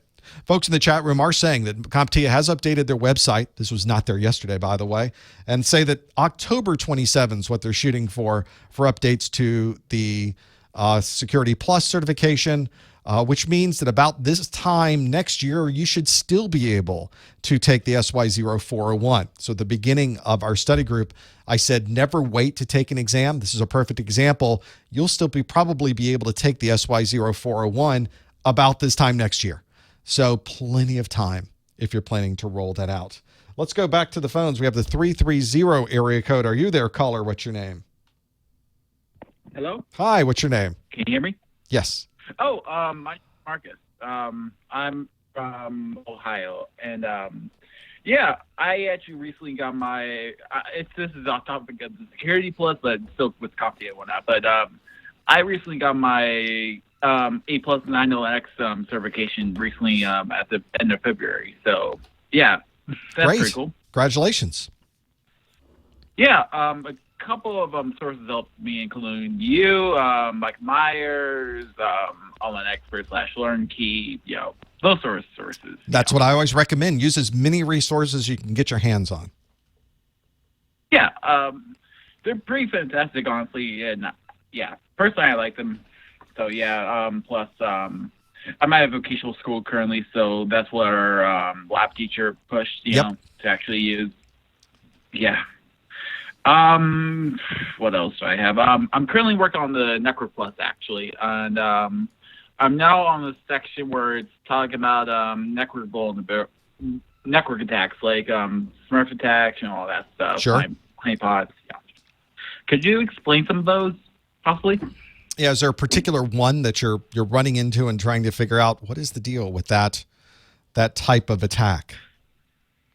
Well, just more of the ones that the Necro Plus would cover. Just a general overview of what they are. One of the things you'll find, and this kind of goes back, I'll mention this because it's important consideration whenever you're trying to study for this exam, is there are a ton of attack types in the exam objectives. In fact, if you look, I think I have one of these available. I have my course note, my study exam objectives in front of me. And if you were to find all of the attacks, they are in section 3.2. And in fact, if I look at, I'm going to bring it up on my screen. Obviously, you won't be able to see it over the phone, but the folks watching, all of the different various types of attacks, man in the middle, DDoS, DOS, replay, Smurf attacks, spoofing, spam, phishing, spim, vishing, spear phishing, Xmas attack, a Christmas tree attack, farming, privilege, it just goes on and on and on. So one of the challenges you're going to have on the exam is there is so much, especially from an attack perspective, you need to know. And these types of attacks are many, varied, and constant. You will have people, I know I have people hitting my website constantly with different types of attacks. They're going after application attacks. They're going after the web server application I use on my server and trying to find ways around the security that I have in place. So that may be something as simple as finding a very specific vulnerability and going after it. Sometimes I do have people send me attacks that are, I don't know if they're really spear phishing because I'm the only one here. There's nobody else that's, sitting here answering emails as me. So any phishing attack is going to try to attack me as the owner of my company. The phishing attacks that are out there are many and varied too. I can go through my email right now and find all of these phishing attacks. Just those two attack types, by the way, very different. It's one where people are using bots and programmatically attacking a computer and going through a list of known vulnerabilities. And it's somebody that's now going through my email. We talked about attack vectors earlier. There's two attack vectors, one over the network and one that is going through and attacking me on email. And if they had other ways to get to me, they would use those other ways as well. I have people sending me, calling me on the phone and asking me things. Now the phone, the vishing over the phone is now using voice recognition. It sounds like it's a person interacting with you as a real person. They'll even laugh at the beginning. Oh, hi, thanks for picking up the phone. How's your day? And then you answer, oh, my day's fine. Oh, it's great to hear it. I'm glad your day's fine. But it's really a robot on the other side. The Security Plus exam, all of these attack types are many and varied. And you have to really know all of them and be able to step through all of them in detail. And in fact, in my videos, I made a separate video for each one. So if you ever got to one, you're trying to figure out what was the Smurf attack about again, you go straight to the Smurf attack and go through those pieces. Maybe that'll help Marcus. Oh, okay. Yeah, honestly, security and whatnot, that really is really interesting, honestly. It's just all those types of attacks and whatnot, just, yeah. It really is interesting. Just, evaluating each one and, figure out how to overcome each one. Yeah. There's a number of these you could even do yourself. One of the nice things you can do as a lab is to run some of these attack types. There's a lot of built-in virtual machines that are available on the internet that are vulnerable devices that are designed for you to be able to try to attack it. So there's a few things you could even do to try it yourself in more of a lab environment. And I always recommend people try it so they can see what does it take to perform a particular attack on a particular machine. Gotcha. I actually have a multi-boot option for my computer where I can either boot into Windows 10 or Windows Server 2012. So I do actually get the opportunity to play with the Windows Server version as well. So yeah, I could simulate all that kind of stuff. That's a great idea. And it's one of the ways you should constantly try different things and see what the bad guys are doing so that you would know how to protect yourself that much better. Yeah, exactly. Glad that I got an opportunity to talk with you, Mr. Professor Master. Thanks, Marcus. Appreciate you calling. Have a good day. You too. There's some great frameworks out on the internet. So if you are looking for vulnerable VMs, those are out there. If you want an application that's good at attacking the VMs, plenty of applications on the internet for those types of things. And those are the things that security professionals use all the time to test their own systems, sort of doing your own penetration testing in your organization. Let's go to the 347 area code. Thanks for holding for so long. Are you there, hello? caller? Yeah, I'm there. Hey, what's your name? Hello? My name is Jesus, and my question to you is that on the course notes for the Security Plus, any chance you could do that as the one you did with the 8 Plus? Like in a book form, like a printed format of it. Right. Oh, it's funny you would mention. It does help because. Go ahead. It's funny you would mention that because there's a project underway behind the scenes to make that into a format that is something that is printable. Yeah. So we're already on it.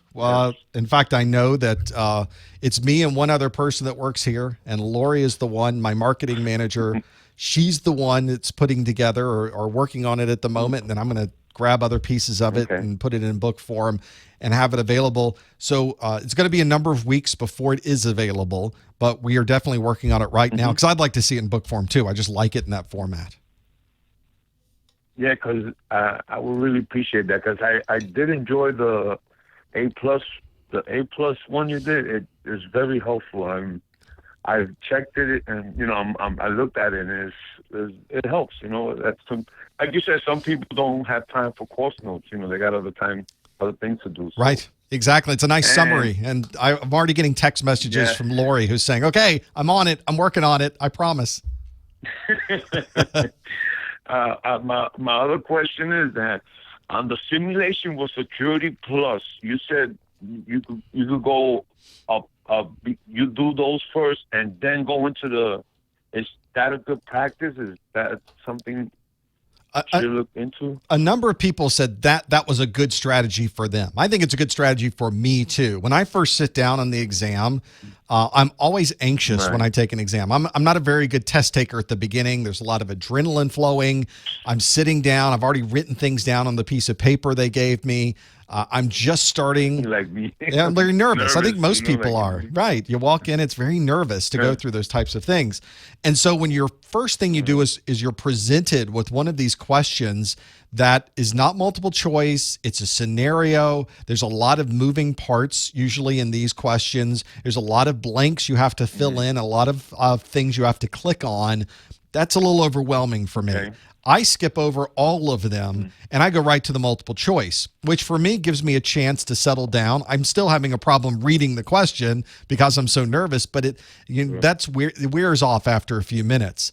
And I can go through all the multiple choice Right. questions. And I find that the multiple choice questions tend to jog my brain about other topics. And then when I circle back to the performance-based questions, I think I'm in a better place to be able to answer them intelligently. First, I can understand what they're asking, and then there may be other things that I just read that remind me of things that I'm looking at in the performance-based question. I think that's a good strategy for many people. Right. It may not be the great strategy for everyone, but it's one that a lot of people said have helped them. I got one more. Sure. In the is there a prerequisite? Like, let's say I was going first for my A plus, and then a friend of mine that he's in the field, he told me, listen, go for the Security Plus first. You know, is there any like prerequisite? Like you supposed to go for either the A plus first or the Network Plus? I mean, Security Plus first. There's no that- formal no. prerequisite for any of the CompTIA certifications. The Security Plus states Okay. on the Security Plus exam objectives that they aim it to be an IT security professional who has a minimum of 2 years experience in IT administration with a focus on security. You have day-to-day technical information, security experience, and a broad knowledge of security concerns and implementations. That's what they recommend, Okay. but it's not required. You don't have to prove that you have those. And in fact, there are a lot of people that come to my website where they don't have any certifications. The Security Plus is the Any first one they experience? take. Yeah, man.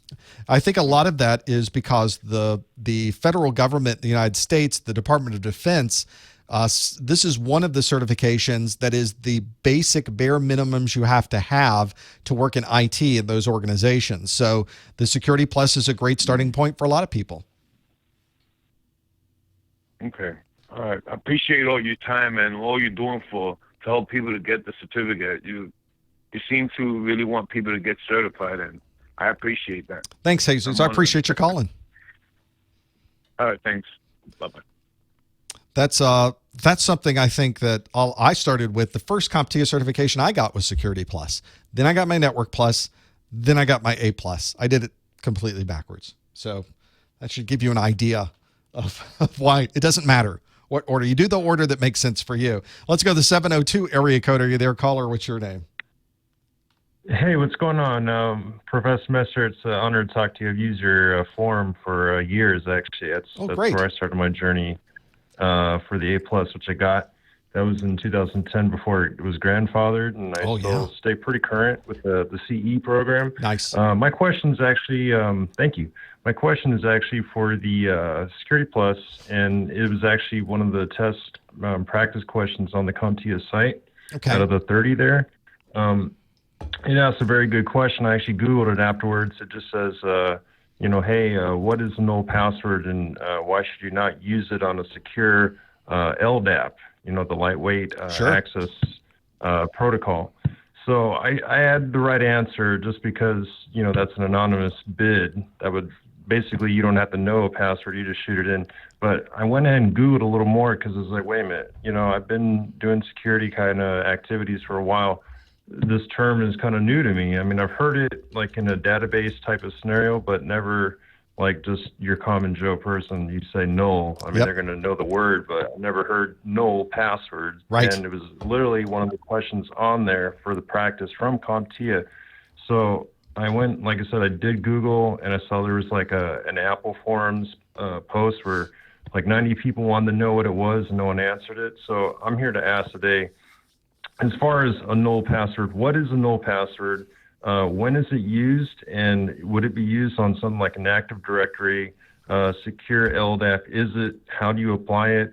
What is the the scenarios you'll find with a null password, and where would it even be acceptable to have a null password? Well, the first question, I'll answer the last question you had first. There is no case where a null password is a good idea. It's effectively, you don't have anything set for a password whatsoever. And this kind of gets into the world of databases. In a database, there is this concept of null. Whenever us as human beings say null, we think, well, it's nothing. That's like a zero, right? Well, not exactly. Null really is nothing. There's just nothing in that database whatsoever. In that particular field of a database, it's left null. Nothing has been added to that field. It's not even a zero. A zero is a thing. A zero at least is a number. If there's no zero there, if there's no nothing there, it's null. So in the concept of databases, that's what that's really referring to, is this null field that has been set. Very commonly in databases, we use and check against a null status to see, has anybody ever put anything into that field in a database? And if they have, we can perform some functions. And if it's null, we might perform some completely different functions. It's sort of the idea, if nobody's asked you for your phone number, I can't put anything into that field. It's null. If you gave me your phone number and you told me it was 0000000, that's at least a bunch of zeros in a field. And those are two different things. So when you say a null password means nothing's ever been put into that database for a password associated with a user, that's obviously a concern. You never want to have a username that doesn't have anything assigned. Even if it was a zero password, at least there'd be a password there. And so for security perspectives, whether it's an LDAP database or any other kind that stores passwords, you want to be sure none of your usernames are set up with null passwords, because that is effectively a wide open account. As long as somebody knows the username, they would effectively have access to that particular user and their whatever rights and permissions they have. And of course, a lot of places, once you get onto the network, you can then use other techniques to even gain more access to the network.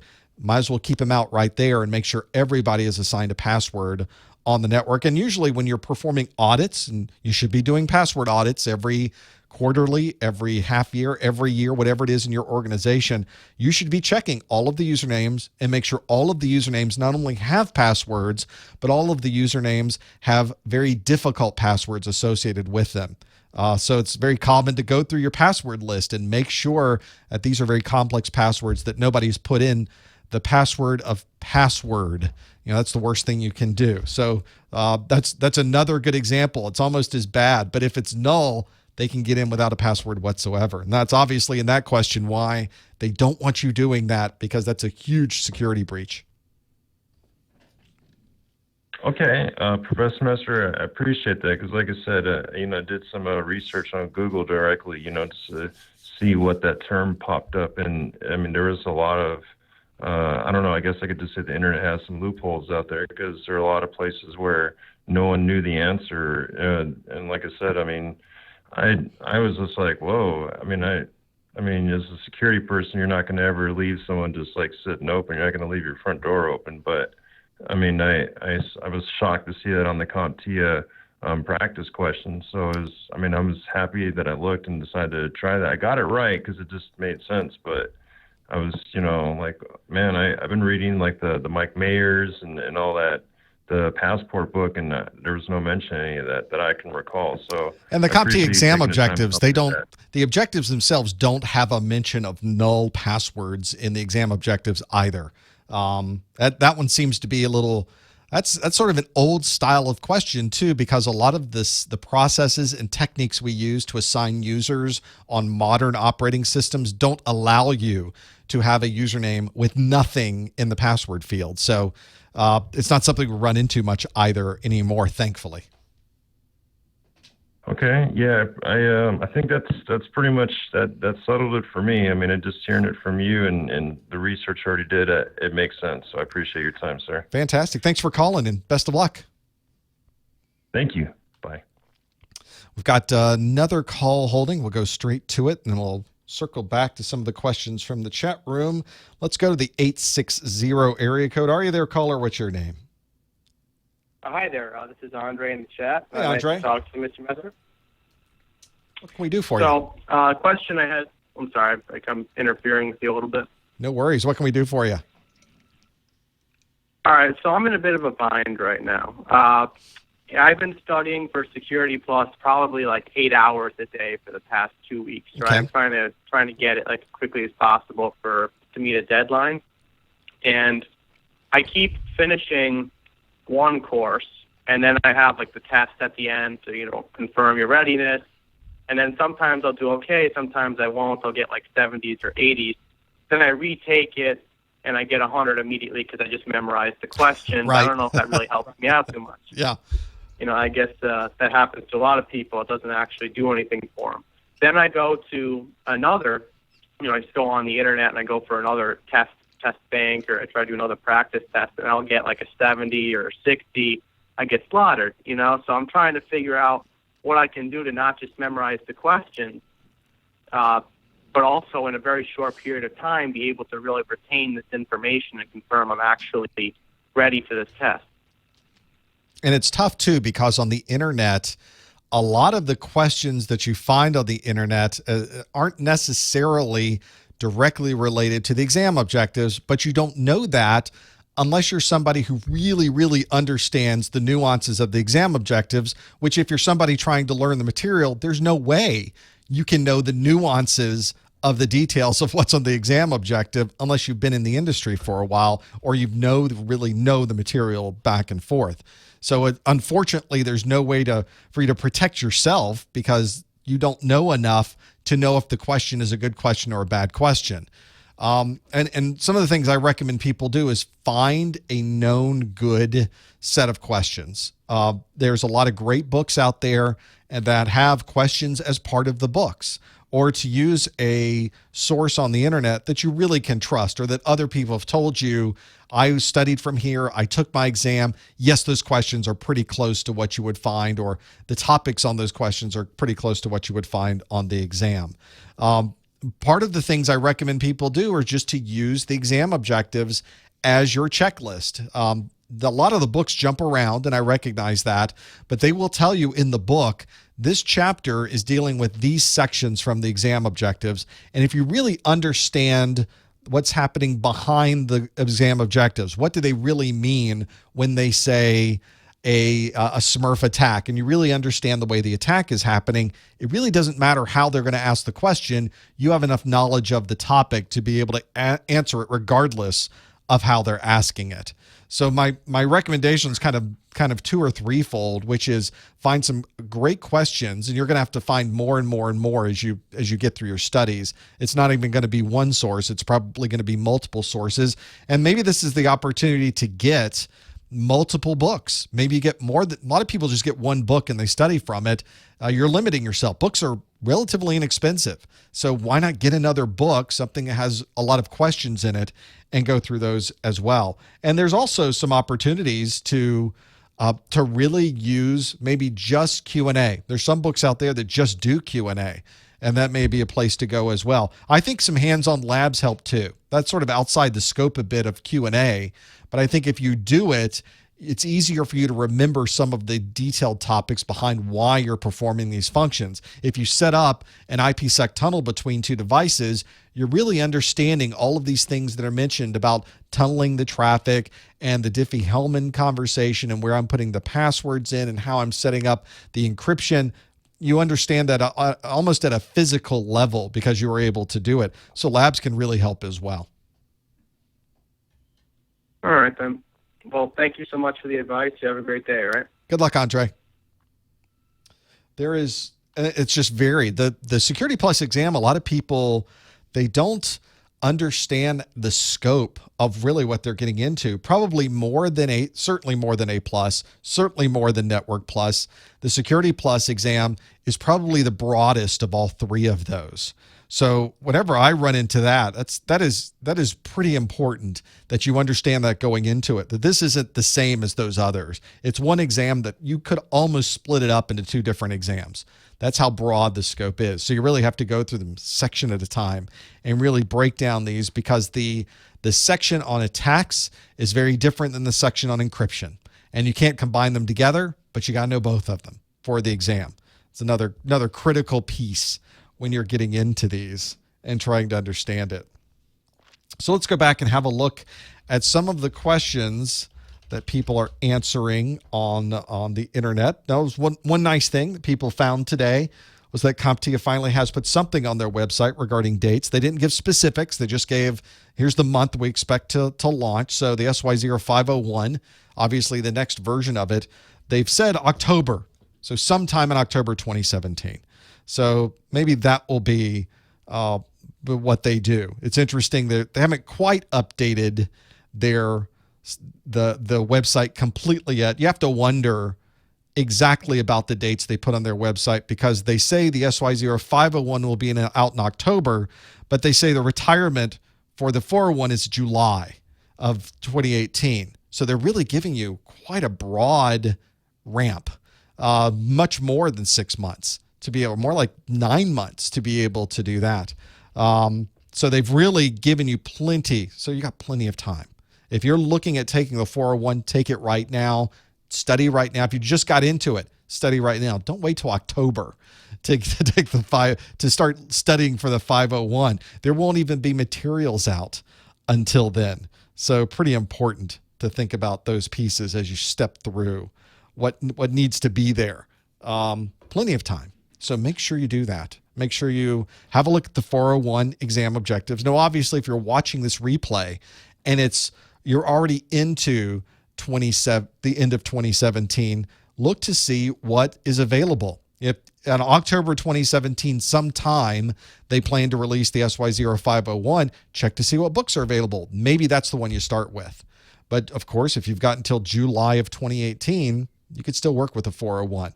So there's plenty of ramp to be able to work with those. And that's usually what CompTIA does with these certifications, is they don't cut you off so that you don't have anything you can do. They give you plenty of time to transition between one and the other. I think a lot of people think they just pick a day and it's cut off, you can't take the exam anymore.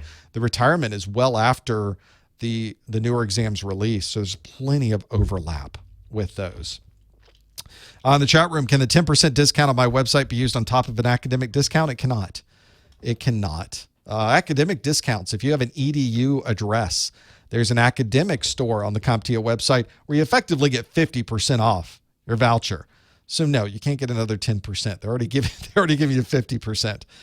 Huge. CompTIA uses a third party. They use Pearson VUE to actually give the exams. So they have to pay Pearson VUE a good bit of money every time you walk in to take that exam. So there's already money coming right off the top that CompTIA doesn't get. And with a 50% discount, I would imagine they have very little room on how to work through those. So that's one that whenever you start trying to figure out discounts, they don't usually layer discounts on top of other discounts and those pieces. So make sure you do that. Yeah, the EDU discount is very nice. The 50% discount, if you have an EDU email, is very nice to use. So make sure you take advantage of that if you have an EDU email. Very nice. At the academic.comptiastore.com is where you'd find that. Yeah, don't pay full price if you don't have to. No reason to do that. Oh, pardon me. I've got to keep this throat going for those pieces. Let's have a look at what some people are asking in the chat room, since we have a gap here, some time between people calling in.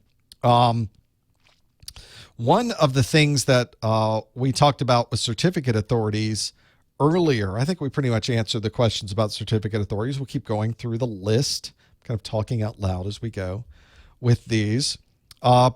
One of the things on the exam performance-based questions, I usually give a performance-based question at the beginning of my study groups now.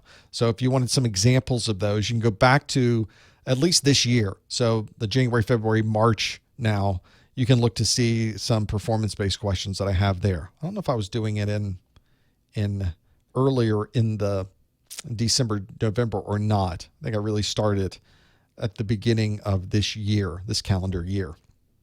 So useful to have that there. Some people were also asking me about working through an exam question, and in fact they were sort of asking it in the chat room right now. Is finding a lot of people worry about the way the questions are worded, and certainly you have to think about how they're wording it on the exam. But one of the things I do with my questions is I don't try to emulate what you might find on the exam. That's because they could change the exam tomorrow and all of the questions may be different. So you don't ever want to be in that scenario either. Whenever I start working through the exam, if you know the material, it doesn't matter how they ask it. It doesn't matter whether it's multiple choice. It doesn't matter whether it's a performance-based question. It doesn't matter any of those things. So make sure you do that. And think about knowing the content so that you don't have to worry about how the questions are put together. Some of the questions on the exam, I found that they are grammatically questionable. It's sometimes hard to read them. So even more important that you, of course, are able to know the material so you can kind of understand what they're trying to ask on the exam. Make sure you think about that as well. That's another important consideration. Not every certification exam question from CompTIA or anyone is going to be 100% readable, unfortunately. So you have to think about those things too. Most of them, though, I think are pretty straightforward. They do a pretty good job on that and working through those pieces. This has been an interesting week or interesting month for security. Obviously, a lot of the concerns that have come out from WikiLeaks over the last couple of weeks have been about how the CIA in the United States is taking advantage of unknown vulnerabilities. We talk about this. We even talked about vulnerabilities today. We talked about an intrusion prevention system scanning traffic on your network for known vulnerabilities. The holy grail for the bad guy, or in this case, the government entity, is to find vulnerabilities in an application or a device that nobody knows about yet. So this is our latest concern, is that people are even, for some reason, laughing about this. Like there are appliances and devices in our homes that third parties are accessing and able to hear what we're doing. This is not speculation. This is documented evidence that we now have about this. And for some reason, people are laughing over this. Like, oh, that's not true. Nobody's listening in. Of course it's true. We now have documentation that it's true. For some reason, it's now become some type of political football that we now get to throw back and forth. No, it's true. No, it isn't true. This is one of those cases where we actually have legitimate documentation that does show that it's actually the case. So we now have a larger concern, not just at our companies, but also at our homes, to make sure that we have a secure environment. This is one of those where it's another case where indeed our refrigerators, our microwaves, our washers and dryers, these are now devices that have an increasing amount of technology put into them. And it's absolutely now the case that these are devices that people are using to listen in. So this is one of those things where people are, for some reason, laughing over this. And I have no idea why. Maybe somebody can explain that to me, why they're thinking that that's not true and not the case. But we as security professionals know better. We know that that's actually the case. We know that that's what's happening with these devices. And we know now that there are third parties, not just, I would imagine, from our country, but other countries around the world are trying to do that as well. So it's just something for us as security professionals to be diligent about, to be knowledgeable of, to understand that we need to make sure these companies are updating these built-in Internet of Things devices so that they are as secure as possible. And it may be a time where we start taking advantage of higher security on our home-based routers and firewalls. So quite a challenge to be able to keep up with that. I'm really surprised over the incredulousness of how people are taking this. And I think they're instead listening to who's saying it instead of what they're saying. And sometimes you have to listen to what people are saying rather than who's saying it. I try to call balls and strikes. I try to determine what's being said and then determine the truth or the falseness of it. So I think we as security professionals have to do that as well. We have to think about what is being said and not necessarily who is saying it to be able to understand what's there. Make sure that you have all of your Internet of Things devices updated as well. The big one obviously was the Samsung televisions, that they found vulnerabilities and were able to access those and listen in. So quite a challenge to be able to know what's happening with those. And there's really, it's a brand new frontier. We don't have a lot of laws about those things. We don't have a lot of knowledge. Our home-based firewalls, our routers, our wireless routers that we have that have firewalls in them aren't really set up for protecting us against these things. So maybe we need better firewalls as well to be able to say, if anything tries to access my television, prevent it from doing that. There'd be a simple rule in a firewall and you'd be able to prevent it, right? But you don't have that level of control in a lot of our firewalls today. So there may be other ways to attack these types of problems. And maybe it's just simple firewalling, packet filtering based on an IP address. We can statically or assign IP addresses based on a range, have all of our Internet of Things on that range, and then prevent anybody from accessing those IP addresses. Plenty of interesting things happening there. And I'm certain we have not heard the end of that yet. There's plenty more coming. I think the update that first little bit of information we got from WikiLeaks, I think they said the following day, that's just 1% of what they have. So obviously IT security, we're going to be very, very busy trying to watch and understand and figure out what's coming up next. This is going to be a constant process for us in the security industry to be able to know what's going on. And it doesn't do any of us any good if we're laughing about it. These are pretty serious things, and we need to be aware of them and understand what we can do to help mitigate them. That's my opinion. I could be wrong, as they say. There is, in the chat room, people are saying, yeah, bounty hunting has become a thing, hasn't it? There's a lot of money in it. If you know about how to attack these devices and you find the vulnerabilities, you can report those to the manufacturer. And if the manufacturer has a bounty hunting process, a procedure in place, they can say, okay, you found the vulnerability, you get some cash because you were able to find this hole in our product. I like the idea of that because now you have companies that are willing to pay big money to have third parties find these things that they couldn't find themselves. Having worked for a security manufacturer before, there's a lot of work that goes on behind the scenes to find the security vulnerabilities before the product is ever released. There's a huge effort to do this before the product is ever released. But obviously, nobody can find 100% of vulnerabilities in a product. It's impossible. It's functionally not. There are things you haven't even thought about that somebody else could find for you. So finding those vulnerabilities and having a process in place is so useful. It used to be that you would never tell anybody you found a vulnerability because you would be labeled a hacker. There would be charges brought up against you.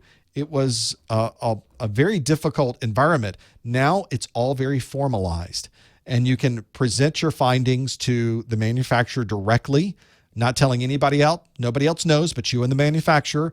They now have time to correct the issue, fix the problem before anybody else finds out about it, release the patch, and then they'll say, yes, this is the person that found it, and they give you money because they were able to make their product even more secure. So useful to have that there.